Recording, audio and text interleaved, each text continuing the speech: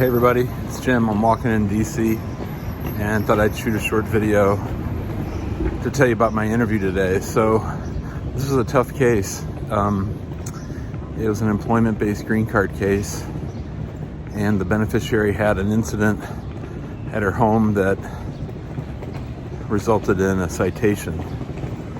And the officer called us into his office, and he could tell right away that my client was nervous.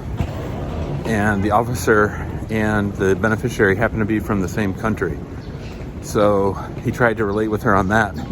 And she was just so physically nervous that it was actually hard for the officer to get through to her.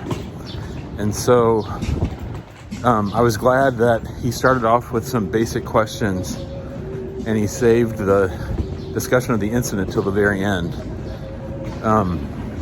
He told me a funny story about when he himself had naturalized, that the officer had brought a gun into the interview and had set it down on the desk when she interviewed him. So he said from that point on, he's always wanted to make it easier on the immigrant, unless he thinks they're lying. But as long as he doesn't think they're lying, he's good to go. So I think the lesson I learned today is that, every officer is different. Every officer handles cases differently. This interview went well. It could have gone very differently if we had a different officer, a not so nice officer. I mean, this guy did everything he could to relate to the beneficiary. And the thing is, I don't know that it did all that good. She was just as nervous when we finished as when we started. Hopefully the case is going to be approved.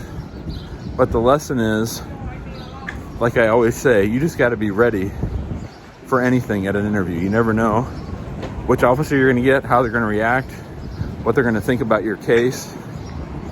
And you just got to go with the flow, baby. Go with the flow. That's the key.